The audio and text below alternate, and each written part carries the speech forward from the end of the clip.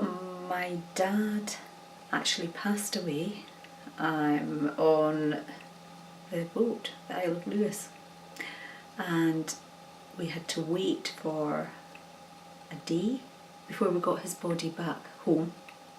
They wouldn't release it straight away, so his body came from the police station in Ullapool to my mum's home, and where he remained until the day of his funeral. So we had him in the front room. It was actually the dining room.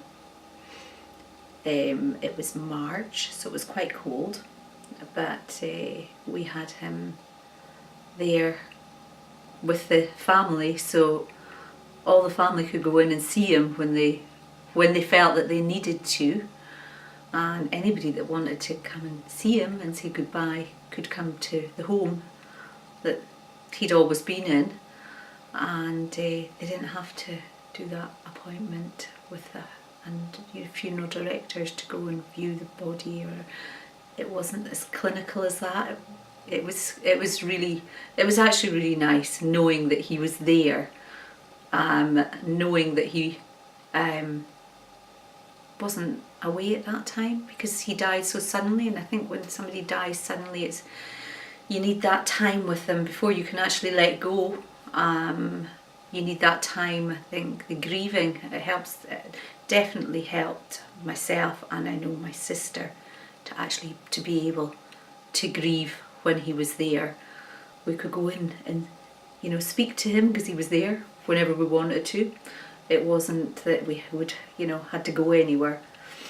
I mean, I've had many relatives you've gone to view their bodies in the funeral parlours, which is quite clinical,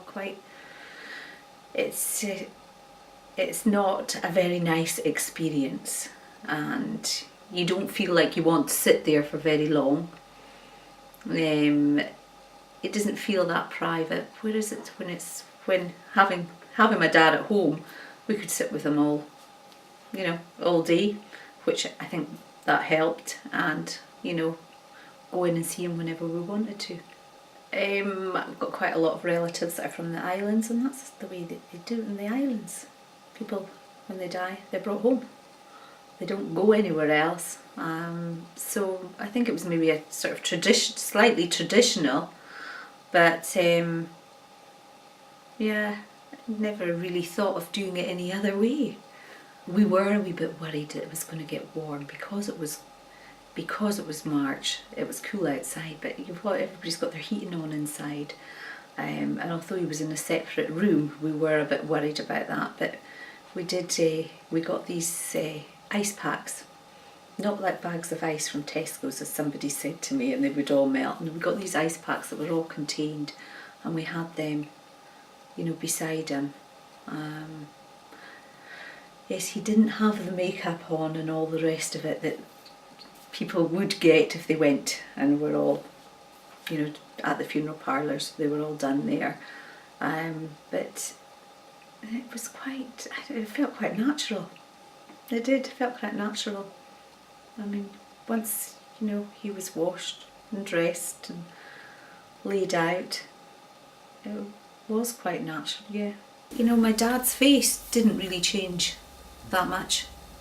I did expect to get quite a lot of leaking from the body.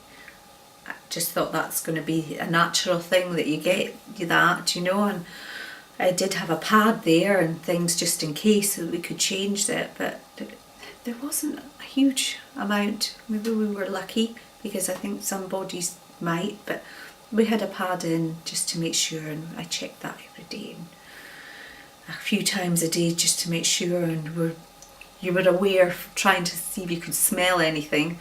But the colour on his cheeks, I remember that changed quite a bit. He got, but no huge change. As I say, she had never seen anybody dead before, my sister. So, and especially being your father. So it's that fear to start with, but she, after we all spoke with her and encouraged her, she was really glad that she did it, you know, that she went in and she helped. She helped do the last thing that she could do for him as well, and put him to rest. Having him at home to grieve, it helps you to grieve. It did. It really did help you to actually realise that it actually was happening, because quite often, well, you know, when it's sudden, it's such a shock that you can't take it in, that you don't want to believe it, and you just. I think if you'd gone to a funeral parlour, and maybe you'd gone in the once or the twice, I think we could be still grieving for months after, or years afterwards. I think it was really important to be able to spend a lot of time with him afterwards, especially when it's a sudden death. You don't want to let go, so why should you? You know, why should you have to be? You shouldn't have to let go straight away. You should give yourself time.